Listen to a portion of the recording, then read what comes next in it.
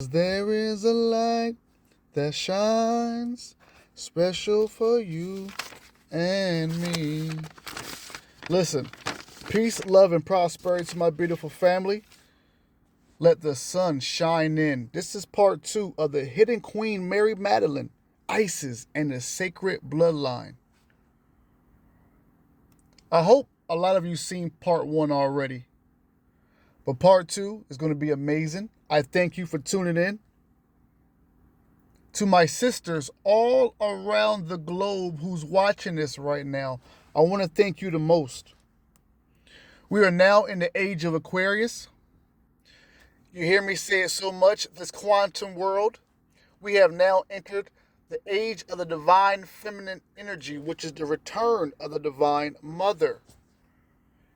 If you didn't get a chance to check chapter 1, then I'm going to do a quick recap before I go into a magical, esoteric, for the most part, never heard story of the truth of who Mary Magdalene was. So I thank you so much. You have now entered the Cosmic Christ University. I am ordained metaphysical minister Corbin reporting live.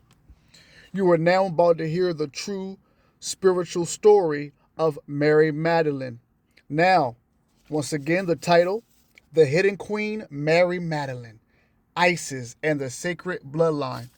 Now, if you watch part 1, you found out that unlike what the churches said, that Mary Magdalene was a prostitute and a whore, well, you found out if you watched chapter 1 or part 1 that in 591 AD, Pope Gregory I was the one that by mistake,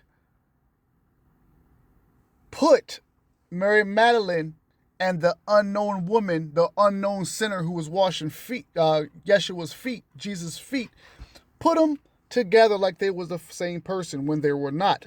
That was an error made by the churches that was corrected in 1969. So I want to bring that back before we go into part 2, so I'm making sure it makes sense to everybody tuning in. On Cosmic Christ University, today you're going to be learning the true whole story on Mary Magdalene, her relationship with the one you call Jesus. His mom named him Yeshua, so of course, respectfully, we name him Yeshua as well.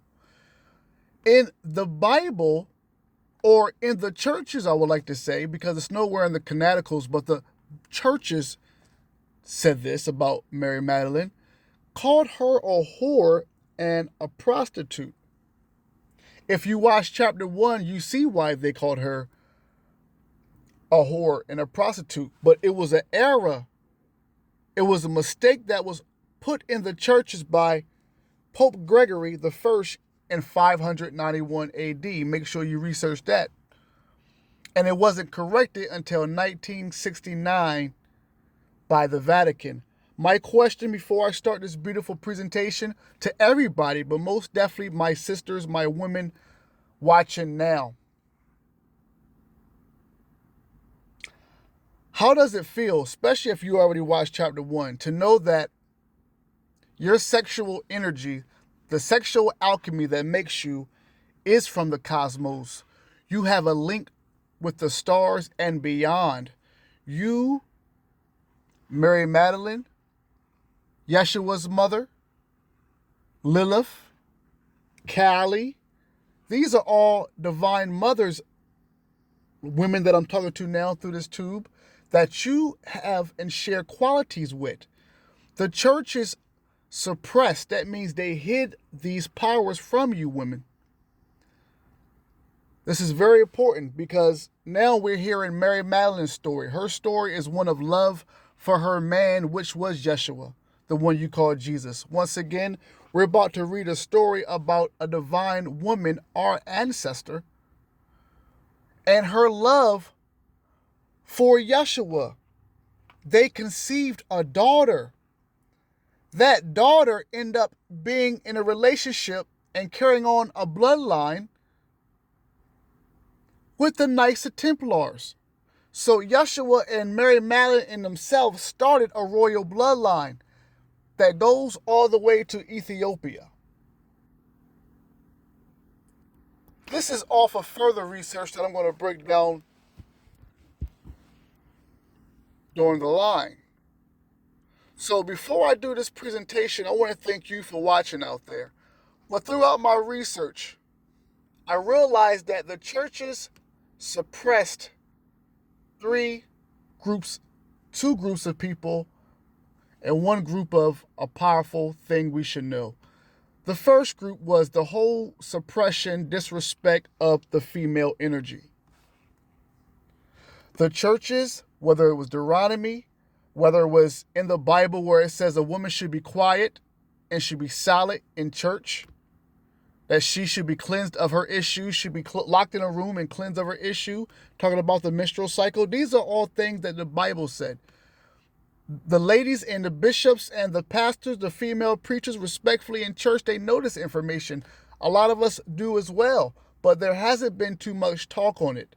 Let alone there been any respect put on Mary Magdalene's name. So in part 2, we're going to put a lot more respect on Mary Magdalene's name than we did on chapter 1. But back to what I was saying before I go. The first one was the suppression of the divine feminine energy in the churches.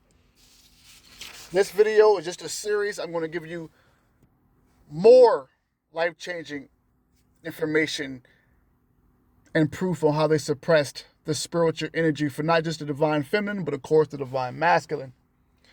The second suppressing the churches did was of a melanated race, a race of what you call black, brown, African American, whatever, indigenous, aboriginal, whatever name you want to call it, has been a suppression upon that race because they are lined up with the descendants. They are the royal bloodline of Yeshua and Mary. It goes seriously deep, what has been done and what has been kept from us. But I don't want to waste too much time. I thank y'all for your patience. They erased the story of Mary Magdalene. So I want to recap right quick, starting at 7 minutes. I'm going to go start right back where I left off on chapter 1. On chapter 1, I let you know who Mary Magdalene let you know who she was. She's going to let you know a little bit more today. Mary Magdalene let you know that she came from a cult. Since she was 12 years old, she was in this cult, initiated in the Isis temples. These are back in the Egypt days. These are the ancient days where mystery schools were well known. Pythagoras, mystery school. Plato, mystery school. King Solomon, these are all men who knew about the mysteries and the ancient knowledge. King David, Moses, Aaron, all these people knew about this ancient magical power. And before I go, I told you it was a third thing. The first one was the suppression of the feminine energy. The second was the suppression of the knowledge on who the melanated people truly were, and the fact that they come from the royal bloodline of Yeshua and Mary Magdalene, and even before that. And the third one was magic. The churches told you magic was evil. You have people like Yeshua. You have people like, once again, King David, King Solomon. You have people like Apollonius of Tyana. These magi's. You have people like the 3 wise men who are known as magi's in your Bible, who were magicians. Magic. Let's talk about, like I told you, John Dee. Let's talk about Pascal Rudolph Beverly, I believe. I want to make sure I put respect on his name. A mulatto brother, a melanated brother, at the time of H.P. Belansky and Aleister Crowley, who I told you about in a few other videos. So without no further ado, about to go into 10 minutes. I thank you for your patience. I just wanted to get that off before we get ready to start into this amazing presentation. This is part 2 of the esoteric, which means the hidden knowledge of who Mary Magdalene was and her relationship to Yeshua, who you know as Jesus. So I'm going to do a quick recap, and I thank you for your patience. Mary says, I was there when Yeshua was crucified. I saw him in the tomb and wrapped him with his mother beside me. I will forever remember the smell of myrrh. That was one of the ointments we used. Yeshua appeared to me in his luminous light. I could not believe my eyes, and so I touched his wounds. The disciples were jealous that he had come to me first. It was strange to have my beloved transported to another realm. another world, while, Mary says, and let's scroll up, I and our daughter crossed the Mediterranean alone. We were no longer safe and had to leave Egypt, for that is where we had gone. So I want to just do a stop and recap, just in case you didn't watch chapter 1. After the crucifixion, Mary Magdalene left and she went to France. She took the knowledge, her daughter that she had from Yeshua, Sarah, who we'll be reading and learn about more in just a few minutes, and she formed a cult, a sect, if you will, and they were called the Cathars, Cathars. The Cathars in France held the secret knowledge, the secret information, not just about Mary Magdalene, but also on the cosmic Christ energy and who Yeshua really was. But as you're going to hear further in this story, this is Mary's story. Ladies, like I said in chapter 1, you know what it feels like when you have missed your man. He has, whether it has been a whole day or whether it has been a whole week, but you know the feeling of when your man arrives, that certain look he gives you, that certain touch he gives you. This is Mary Magdalene's story, ladies and gentlemen. This is a story that you did not get in church, because obviously in 591 AD, Pope Gregory I made the error and linked Mary Magdalene with the unnamed sinner that washed Yeshua's feet. That was an error and mistake that wasn't corrected until 1969. And like I said in chapter 1, just like with the Nag Hammadi scriptures that were discovered in 1945, I'm sure that the Dead Sea Scrolls were discovered 2 years later, but just like the Nag Hammadi scriptures, ladies and gentlemen, that were discovered in 1945, it wasn't translated in English until 1977. So think about all the mental, the spiritual destruction of the consciousness by keeping this information in bondage and not telling the people the importance of who Mary Magdalene was and really who Yeshua was. But let's keep on going. I thank you for your patience. So after the crucifixion, remember, he came back and he visited her in his ethereal body or his astral body. I don't think we got to this part yet, but soon you're going to hear about Yeshua's first encounter with his daughter, Sarah, because they had a daughter. Matter of fact, it says right here, and I'll discuss this on chapter 1, it is not written in the Gospels, for no one knew, only the closest to us before Yeshua went to the garden of Gethsemane. We conceived a child, and her name was to be Sarah. Now, I have a lot of hella proof that backs this up. So, ladies and gentlemen, you've been taught to praise somebody named Jesus, not knowing, most of you, his name was Yeshua, let alone that his relationship with Mary Magdalene ran deeper than what the churches would allow you to know. So much that they covered and hid the fact that Yeshua, the one you call Jesus, and Mary Magdalene had a daughter named Sarah. There's a lot of proof about this, so this is no capping at all. So I want to just go on right now into chapter 2, because if you haven't watched chapter 1, then watch chapter 1. But I'm going into chapter 2 for the ones who've been patiently waiting. Now, where's my family at right here? Where's my family at right here? Let me see where we at right quick. All right, here we go. Thank you for your patience. This is where our tree left off on chapter 1, to go on to chapter 2. After they went to France, she said, we lived in this area for many years, and Sarah, which is Jesus, the one you call Jesus, and Mary Magdalene's daughter, wedded a man whose heirs would become the Templar Knights. And I went into,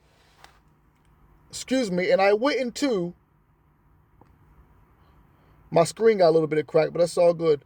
But I went into the Wales and lived by the sea for the rest of my days. I will say this, that in those years when I lived alone by the sea, Yeshua would often visit, of course.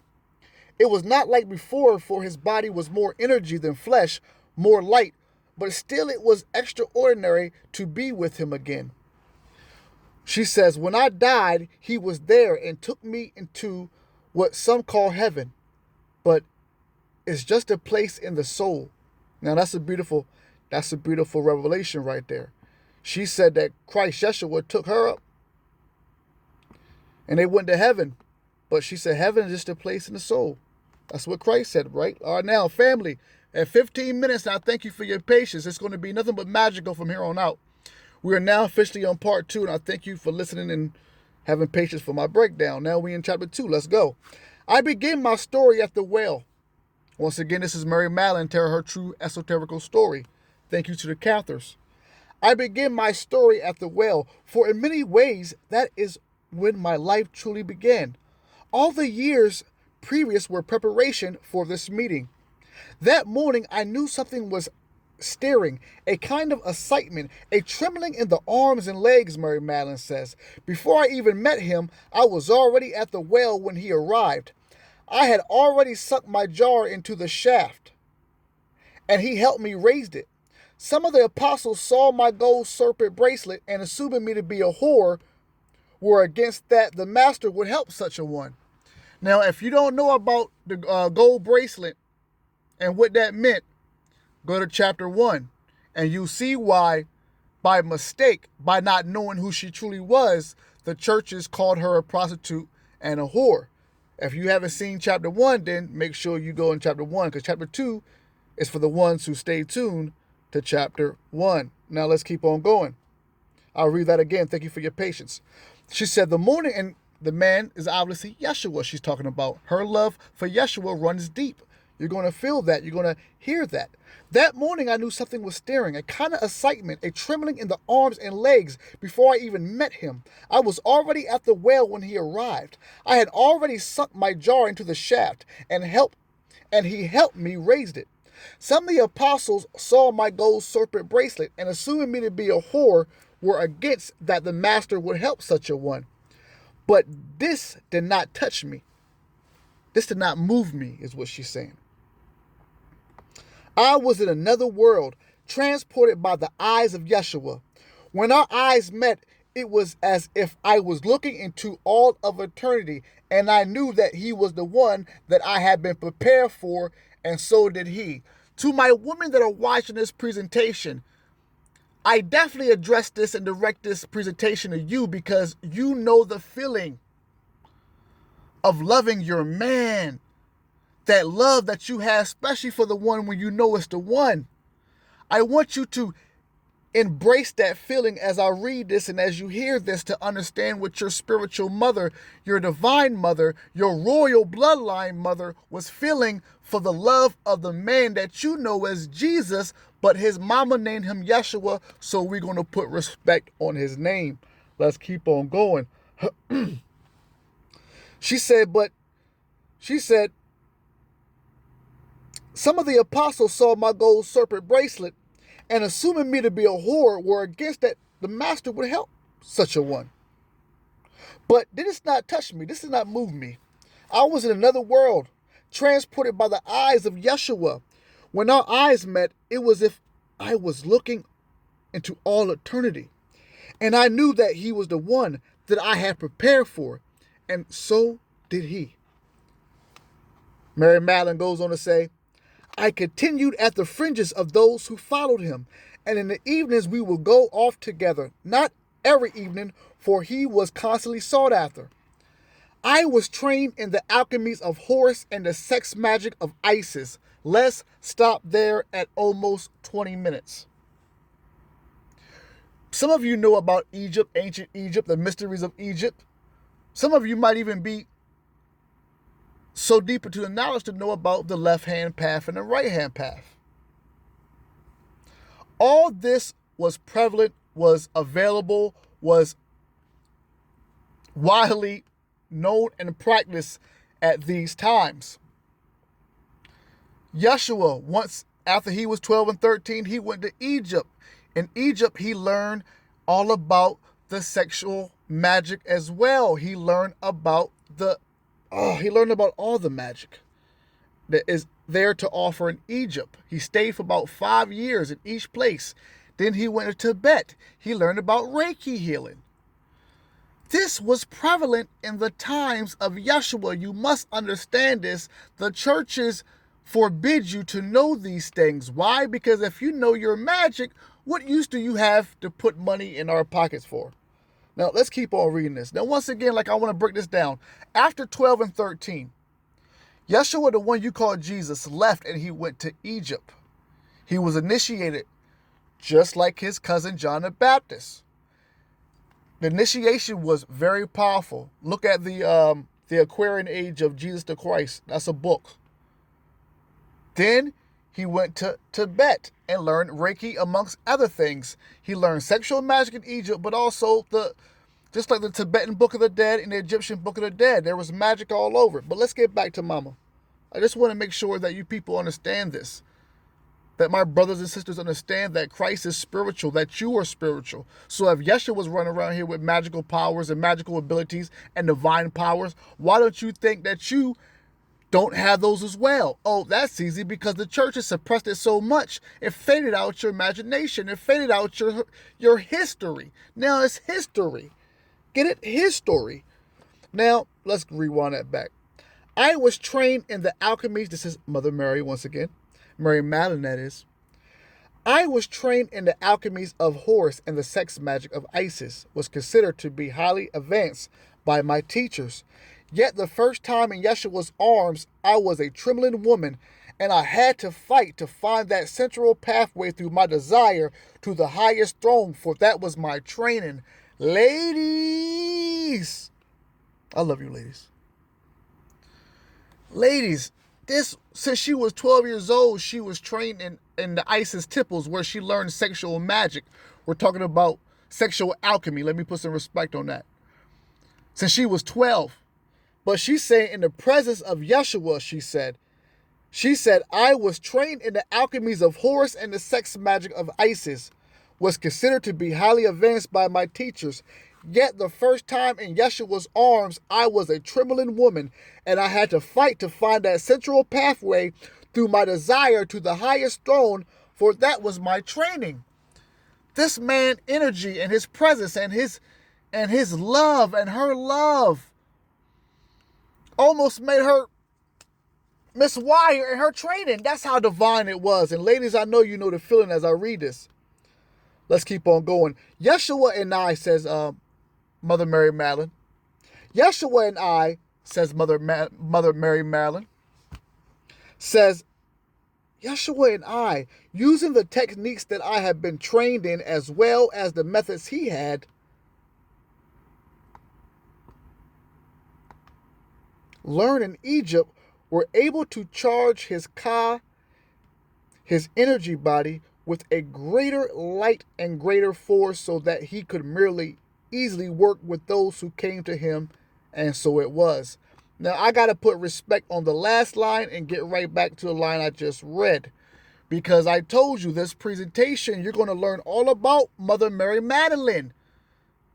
They could not tell you who she was in church. Now you're hearing about sexual alchemy, you're hearing about magic, you're hearing from her own words the passion that she had for Yeshua. You're hearing that she was the mother of his baby. Yes, she was his wife. Yes, their daughter name was Sarah. And they might have had more kids. We'll see down the line. But if you're in church and you're watching this and you are a part of a church or you're a theologian, how do you feel right now? Because I promise you, none of this is cap. And I promise you, you can search all of this for yourself if you want to. How do you feel? Ladies, I really always want to know, how do you feel? The Me Too movement, the LGBT plus. How do y'all feel? Because I never really see anybody go hard at the Catholic Church or the Vatican. Not like that. Not knowing this. And I know some of you have known this. This is part 2. Let me read this again. Mother Mary Magdalene, let's put some respect on her name. We are now, have always, since chapter 1, are talking about Mary Magdalene, and these are her words. And I thank you for listening to Mother Mary Magdalene. It could be a tongue twister sometimes, but Mother Mary Magdalene, because I never want us to get confused with Miriam, or also known as Mary, because a lot of ladies were known as Mary back in those days. So we're not talking about Yeshua's mother. That's Miriam. That's the so-called Virgin Mary. And we're going to put respect on her name in another presentation. But we're talking about Mary Magdalene, who was there, who was at the crucifixion. She's named more in the Bible than the rest of the apostles. That Mary Magdalene, the one who truly loved Yeshua. Once again, she says, I who was trained in the alchemies of Horus and the sex magic of Isis was considered to be highly advanced by my teachers. Yet the first time in Yeshua's arm, I was a trembling woman, and I had to fight to find the central pathway through my desires to the highest throne, for that was my training. Yeshua and I were using the techniques that I had been trained in, as well as the methods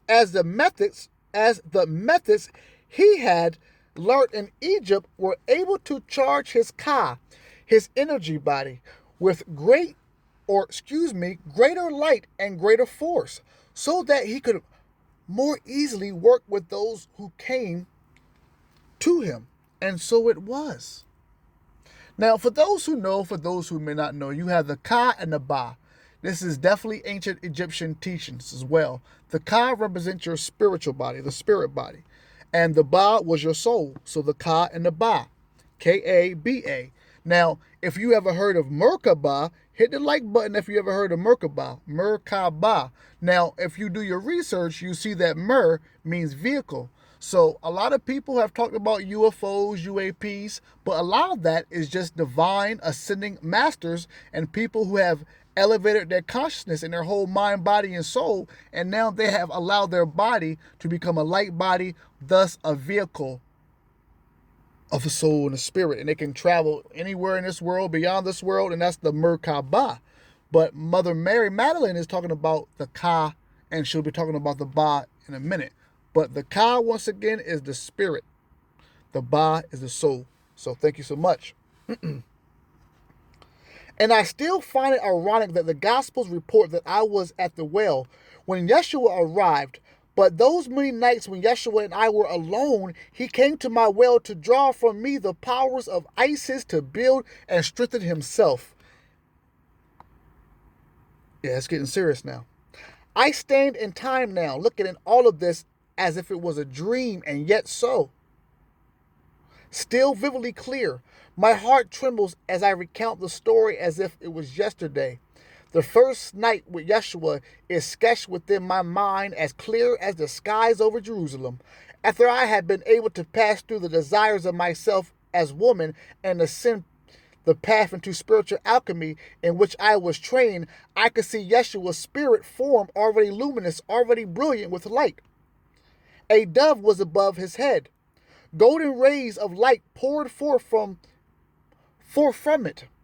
The seals of Solomon, of Hathor, Hator, of Isis, of Anubis, and Osiris were in his spirit form. They were signs that he had passed through these initiations. There were other symbols I did not understand, for they were from cultures I had no knowledge. Now I'm going to flip the page right quick. Thank you for your patience. That I have no knowledge of or training in, but of the Egyptian seals of which I knew he was on the path of high god Horus. But he had not yet passed through his death initiation, and I knew in my trembling heart that is why I had been drawn to him at this time, to fortify his soul with the powers of Isis and the cosmic mother. We're talking that talk now. Hit the like button if you're loving that talk at 30 minutes, almost 30 minutes. Are y'all all right out there? Hit the like button. Leave a comment, subscribe, and roll. Once again, but he had not yet passed through his death initiation. And I knew in my trembling heart, Mother Mary Magdalene says, that this is why I had been drawn to him at this time, to fortify his soul with the powers of Isis and the cosmic mother, so that he could pass through the dark portal and attain the Horus. Keep on reading. I know. Let's keep on reading. That night after we had made love. Is there any stories in your Bible about Yeshua, the one you call Jesus, and Mary making love? Of course not. They called her a whore. Why would they put respect on her name? They called her a prostitute. Why would they put respect on her name? But in Mary's own words, you are hearing the story of lovemaking. You are hearing the story of sexual magic at its best, with its best. That night after we made love and wielded and blended our spiritual bodies together, the action of alchemy having begun between us, Yeshua drifted off to sleep. I'm going to say this with respect, but she put it on him. He went to sleep. That night, I'm going to read that again. Because we got movie directors. We got young up-and-coming directors and producers. Netflix this and Netflix. I want to see this story animated, brought to life. I want to see respect and acknowledgement first from the Vatican. The truth, because I'm telling you, it's ridiculous. I told you I came here to lit fire under the ashes of the religious organization for suppressing our people with the spiritual gnosis that we were supposed to have been having at this age of Aquarius. I'm going to read that again. This is from Mother Mary Magdalene. I'm going to keep on saying it so you know who she is, so the women can understand their connection and understand that the churches have been putting this bondage or tried to put this bondage on your sexual energy. They're trying to tell you in the laws how to have and not how to have a baby, to have and not to have a baby. They've been doing this since the witches' days. You need to know who you are, women, at this age of Aquarius. Let's hear from Mama Mary Magdalene.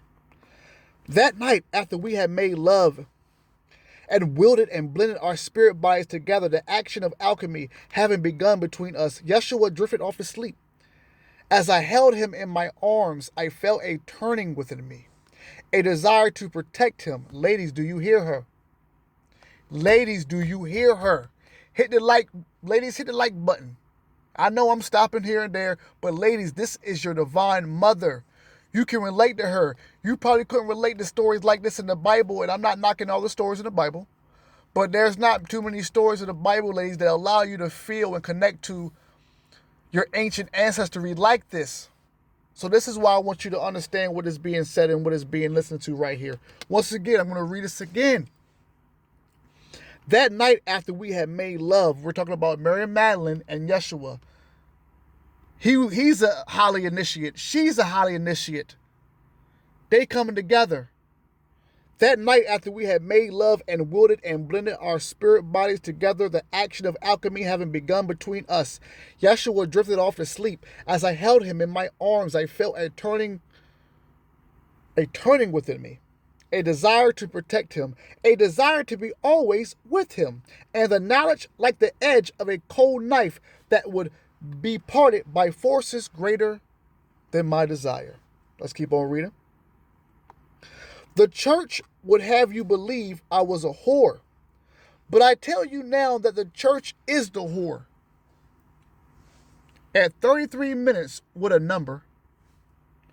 At 33 minutes, what a number. This is what Mary Magdalene is saying about the church. And to my church people who are going to church, I love you. To my theologians who are preaching the word, I love you, because a lot of you didn't know about this. You just going off of what your mom and your pop-up saying, and your mom and your pop-up taught you. And that's okay, because they didn't know, a lot of them. But we are in the age of information, the age of wisdom, the age of technology. There's no excuse that we don't know these things now. So once again, this is Mama Mary Magdalene's words. The church would have you believe, ladies and gentlemen watching, this is from the words of Mary Magdalene. The church would have you believe I was a whore, but I tell you now that the church is the whore. For she would have you believe that the woman is tainted and that the sexual passions between a man and a woman are evil. Yet it is here in the magnetis of passion that the womb of ascension is created. TikTok people watching. That should be a TikTok script.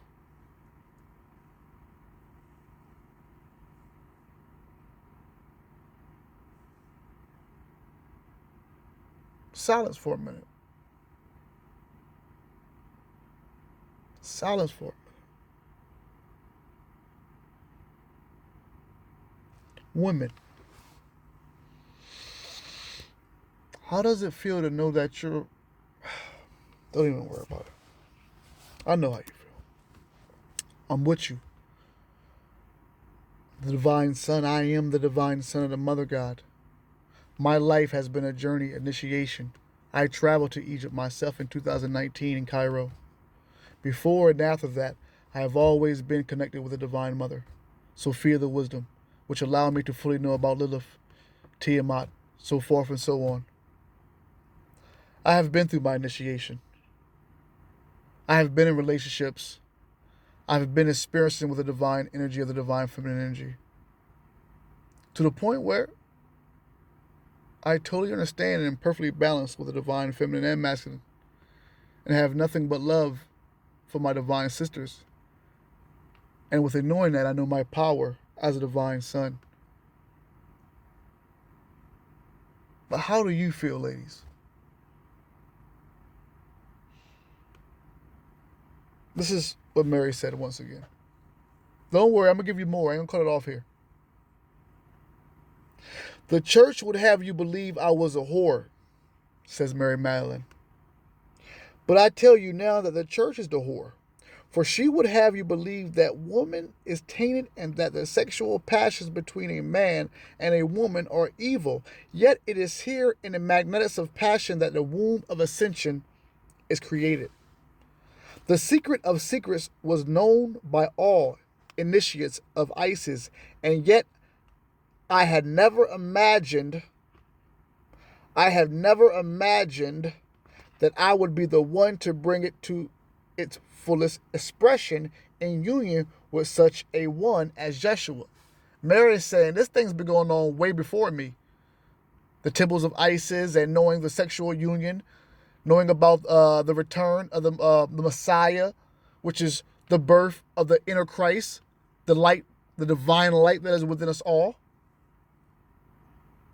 She had no idea that she would be the one to usher in this sacred wedding of divine masculine and divine feminine with the union of Yeshua. Them two together made this happen. You're just hearing about Jesus, Jesus, Jesus. But with the union of Mother Mary, Magdalene, this all played out. For me, this journey is of my spirit and heart. But for those who wish to know the physical journey after Yeshua's crucifixion, I and his mother, Mary, Joseph of Arimathea, his 12-year-old son named Aaron, and 2 other young women set off from northern Egypt. Now, Joseph of Arimathea, if you don't know about him, he actually, in the Bible, I know my theologians know this, he actually ran or owned the tomb that they end up putting Christ's body in after the crucifixion. But here's what they didn't tell you or couldn't tell you in church. Joseph of Arimathea was a part of the plan anyway. He knew who Christ was all the way through. All the way through, he knew who he was. So he told the high powers, listen, since I got land, since I'm the one, because he had money, since I'm the one that can give him a proper burial, give me his body and I'll put him in my tomb. 3 days later, they went to go see the tomb, or a few days later, they went to go see the tomb, and the body wasn't in there. That's because he left. Walked through in his astral body and left out there by the help of Joseph of Arimathea, and of course his mother, and of course Mary Magdalene. This is all well-known stuff that they could not tell you in churches. But let's read this again. For me, this journey is of my spirit and heart. But for those who wish to know the physical journey, after Yeshua's crucifixion, I and his mother Mary, Joseph of Arimathea, his 12-year-old son named Aaron, and 2 other young women set off from northern Egypt. Of course, Our course took us ironically east before we could turn westward, and we had to stop for provisions along the way, as our boat was very small. Our path took us to Malta, and that's spelled Malta, and the tiny island of Odish, and that's Oudish. From there to Sardina, Sardinia, and to the tip of what is now the Cinque Terre, and that's spelled Cinqueterra. Finally, landing at Saint Maries de la Mer and making our track northward through Rennes-le-Chateau,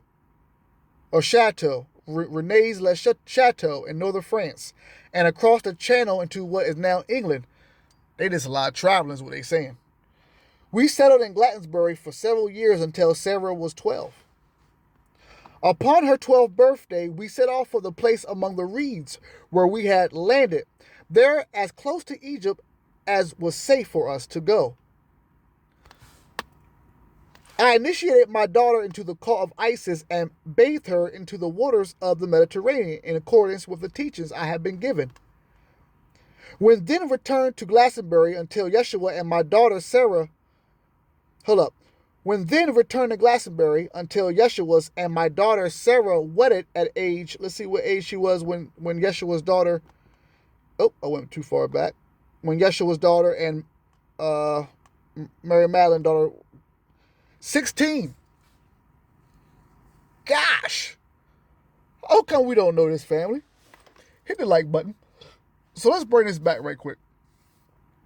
Yeshua and Mary Magdalene had a daughter named Sarah.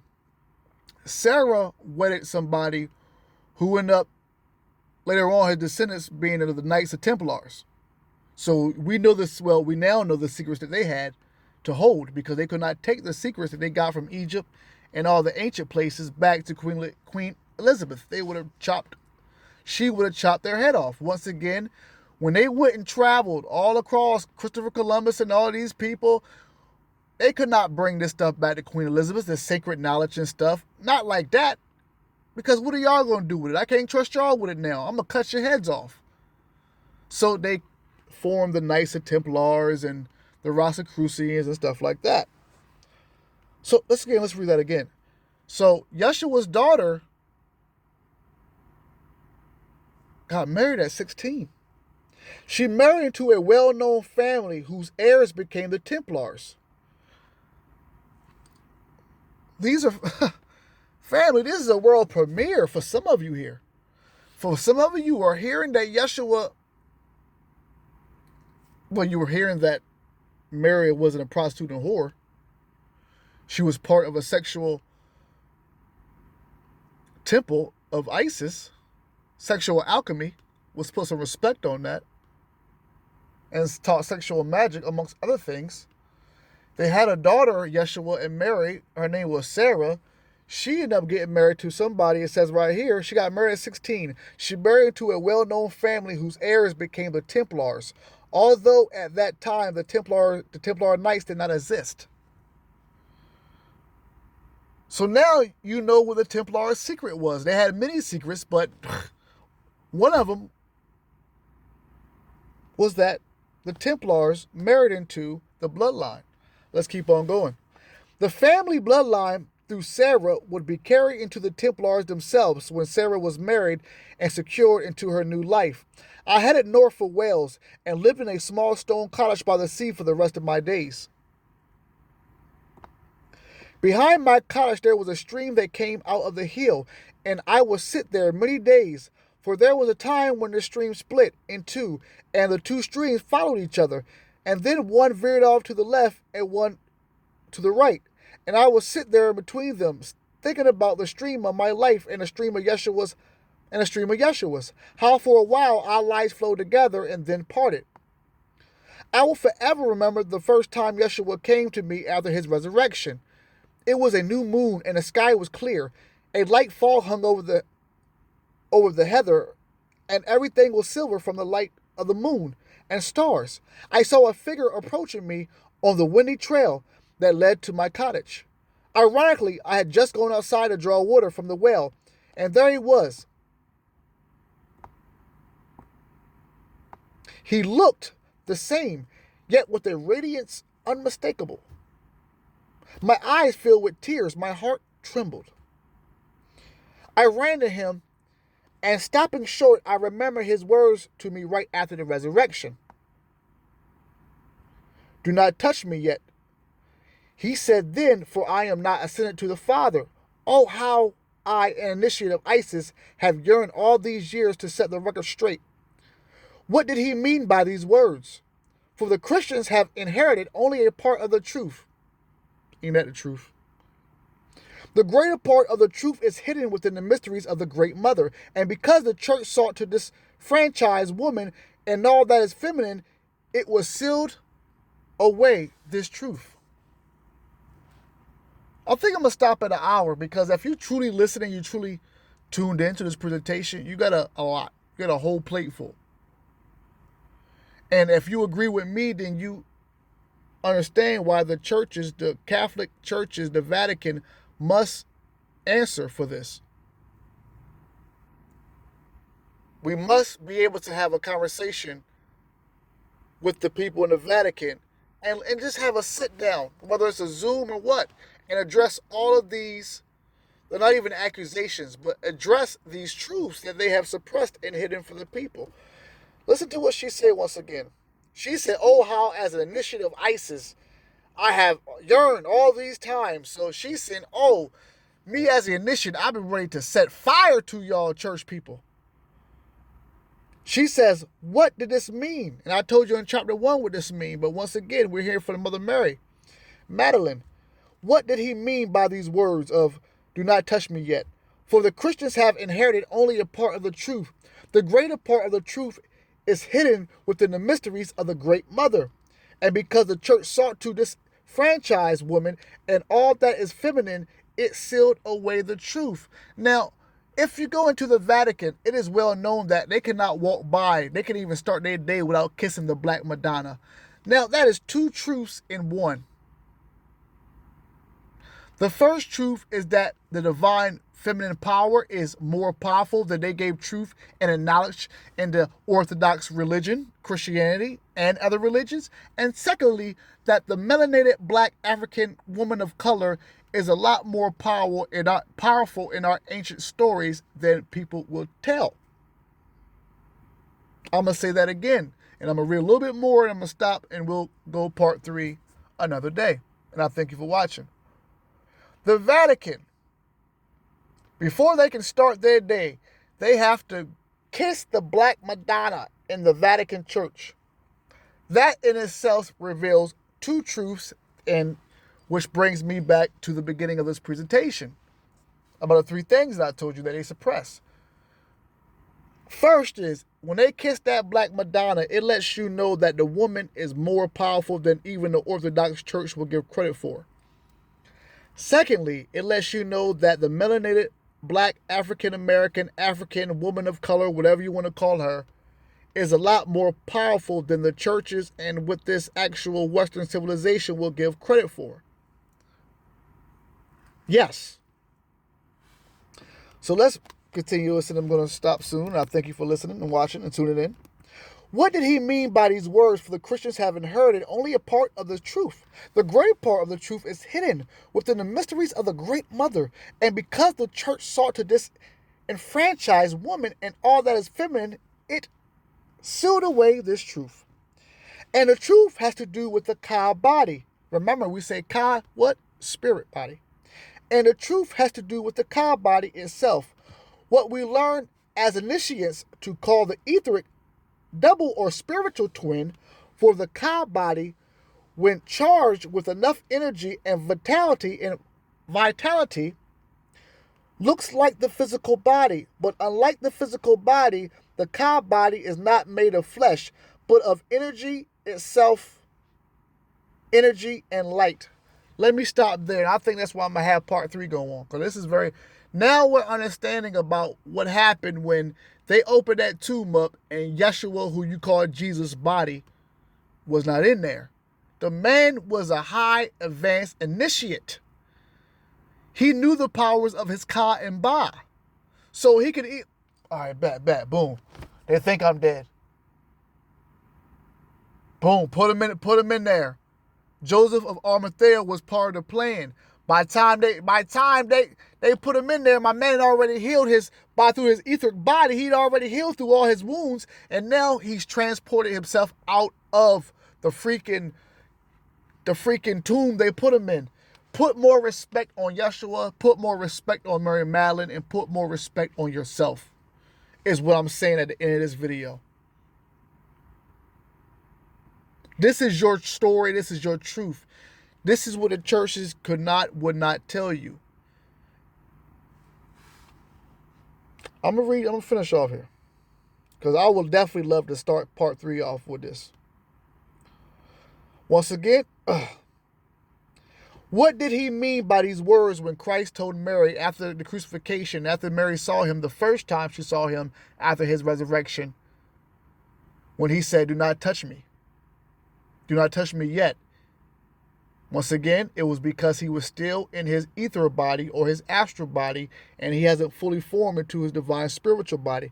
But like Mary said, Mother Mary, Magdalene says, what did he mean by these words? For Christians have inherited only a part of the truth. The greater part of the truth is hidden within the mysteries of the Great Mother. And because the church sought to disenfranchise women and all that is feminine, it sealed away this truth. And the truth has to do with the Ka body itself. What we learned as initiates to call the etheric double or spiritual twin for the Ka body, when charged with enough energy and vitality, looks like the physical body. But unlike the physical body, the Ka body is not made of flesh, but of energy itself, energy and light. And when Yeshua came to me after his resurrection, he was in his Ka, but it had not been stabilized yet, for he had not gone to the Father, meaning into the great spirit of his own soul. So before he could go do this, he had to pass through the portal of death and travel through the underworld of his own being. That's all I'm going to give you for part 2. That's all I'm going to give you for part 2. Hit the like button, subscribe, enroll in the Cosmic Christ University. I told you this is the home of the esoteric and metaphysical knowledge. Esoteric. If you don't know what these 2 words are, I don't care if you went to Harvard, Yale, UMES, SU, shout out. I don't care where you went to. If you don't know this about your spiritual self, then you were just trapped in this material 3rd dimensional world, while the rest of us are in the 7, 6, 7 dimensions and the 4th, 5th densities. Now, once again, esoteric, ESOTRIC. This is what you need to know. This is who you are. You are esoteric. Esoteric is the hidden knowledge that the churches could not give you. They could not let you know that you were spiritually powerful. They tell you in the Marvel movies and Star Wars and Star Treks, but they could not just come out here and say that you were spiritual. That would give you all the control. And how much control would they have over you? Zero, zilch, none. So esoteric is what you need to research, thoroughly look up, each and every one of you, if you don't know what that is. ESOTERIC. That's what the churches didn't give you. Now, what the churches did give you is exoteric knowledge. EXOTERIC. Once again, if you don't know these 2 words, then you should have them written down as I just spelled them. ESOTERIC, esoteric, the hidden knowledge, the knowledge the churches didn't give you. And now exoteric, of course, EXOTERIC. That is the knowledge for the masses. That's what they gave you. So I'm telling you that your theologians, your bishops, your pastors, definitely your popes knew about everything that I just told you and then some about Mary Magdalene, Yeshua, their daughter, the Knights of Templars. Can you imagine the Knights of Templars giving this secret out in the time of Queen Elizabeth about these Aboriginal people who hold this royal bloodline? Of course not. I mean, they could, but what would they gain from it? But anywho, I always thank y'all for tuning in. Cosmic Christ University, the greatest spiritual university of all times. Thank you so much for your participation. Thank you for your love. I am ordained metaphysical minister, spiritual counselor, Corbin, reporting live. I love all you. Stay tuned in who you power. Stay tuned to who you are. Peace.